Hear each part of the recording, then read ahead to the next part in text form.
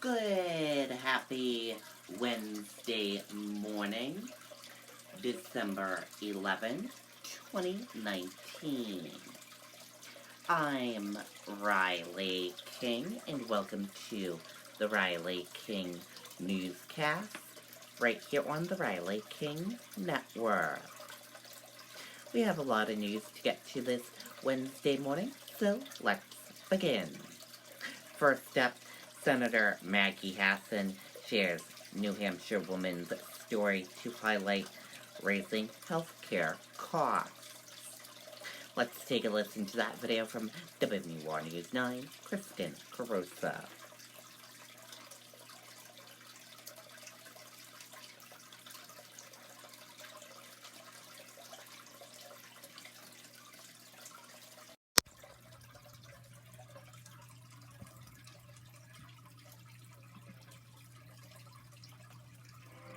Customers will call in or email in and just tell us that I was at the store, and from the beginning of the sale till the delivery, it was a great experience. And as a business owner, that's what we strive for. Visit us at powellstone.com.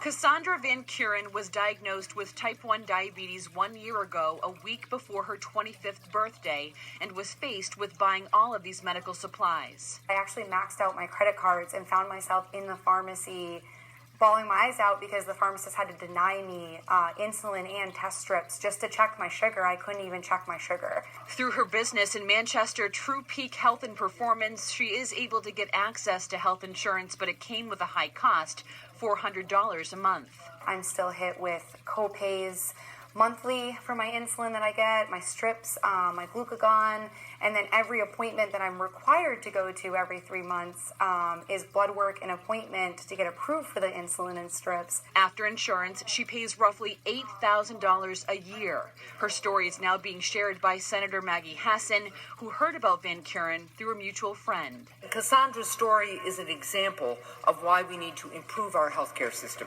Hassan says Van Kuren is one of many constituents dealing with high medical expenses to deal with certain conditions. No one should have to share their most deeply personal healthcare stories and plead for lawmakers not to undermine their health coverage. But that is where we are. Senator Hassan says she will tell as many personal stories as she needs to as she continues to fight for better health care. Tom? Okay, and there you go on that video and that report.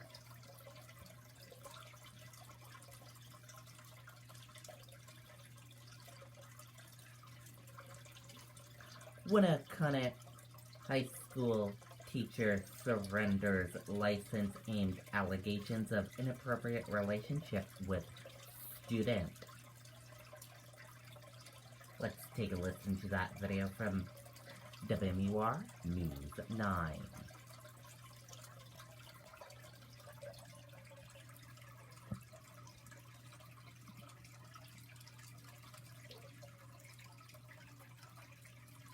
Showrooms in Nashua, Concord, and Meredith.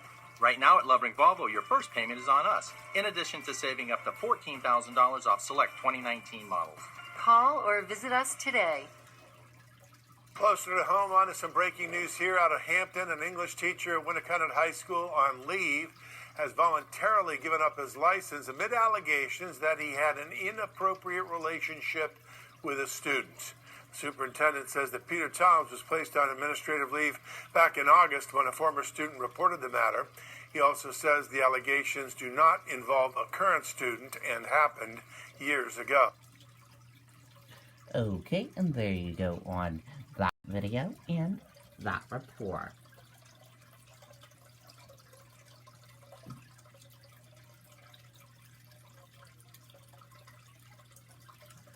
Dover considers joining lawsuit against vaping product company Juul.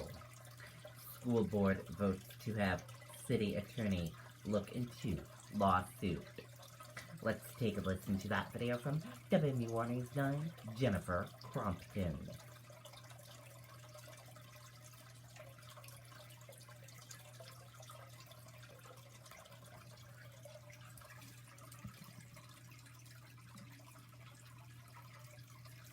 Landowners, It's time for special year-end savings from Mahindra, the world's #1 seller. Dover is again at the forefront of efforts to curb the use of tobacco and vaping products by teens.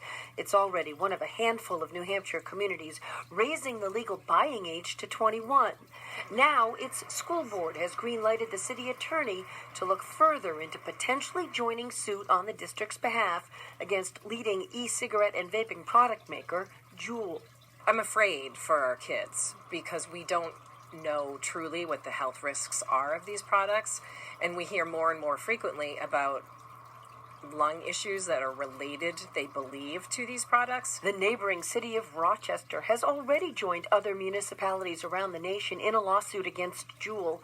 And school districts in New York, Kansas, and Missouri filed suit in federal court in October, accusing the company in part for intentionally targeting young people with products available in candy-like flavors and discrete sizes that resemble other objects and are easy to hide. I think students understand that smoking isn't good for them, but the marketing of these products makes it appear as though it's a healthy alternative to smoking. Like Dover, the Rochester superintendent says schools have been inundated with Juul-related incidents.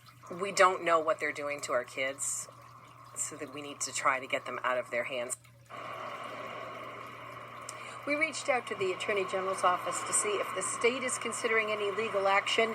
It says it is closely monitoring the situation and working actively, closely with other municipalities on the issue. We're live in Dover. Jennifer Crompton, WMUR News 9. Okay, and there you go on that video and that report.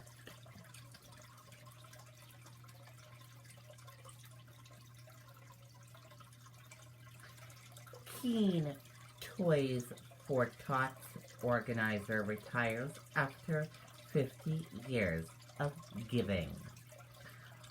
Wally Rennie says he plans to keep volunteering. Let's take a listen to that video from WMUR News 9, Mike Cherry.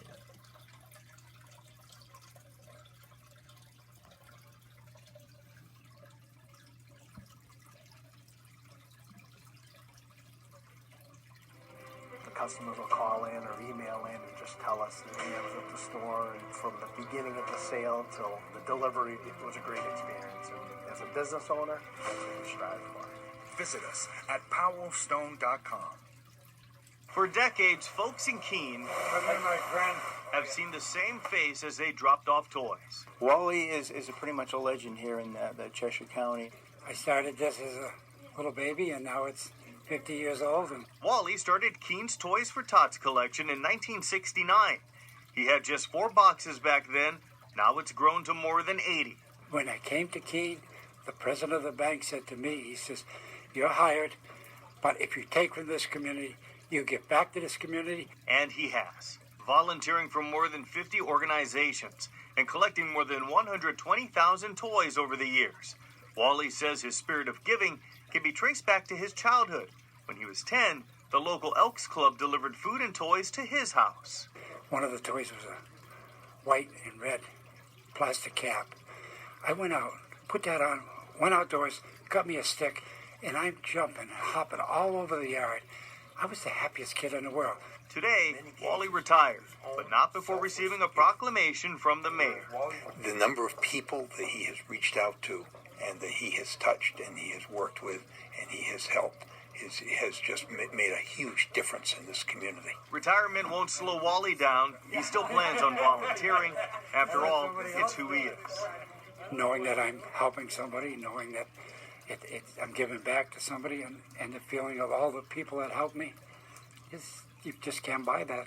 Mike Cherry, WMUR News 9.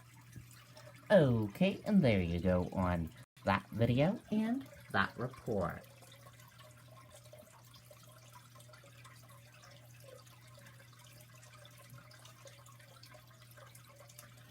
U.S. futures point to slightly higher open. U.S. stock index futures mixed Wednesday morning as investors await to hear from the Federal Reserve. 3 hostages officer killed as neighborhood becomes war zone. Let's take a listen to that video from ABC News.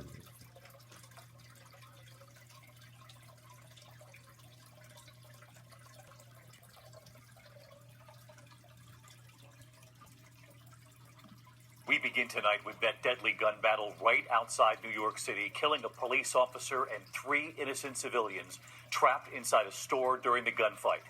The 2 suspects, the gunmen, are also dead tonight. SWAT teams in heavily armed vehicles rushing to the scene in Jersey City, New Jersey.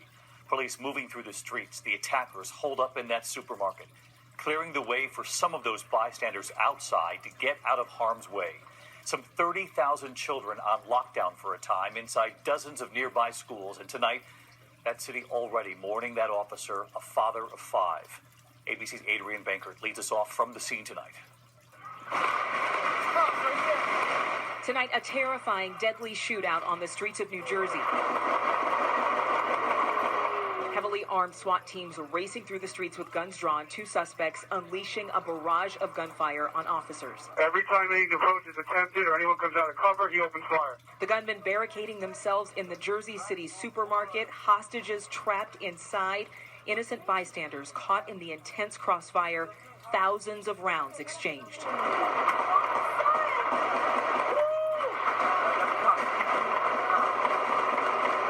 So we looked and then we saw all these cops running from the gunfire. We heard more.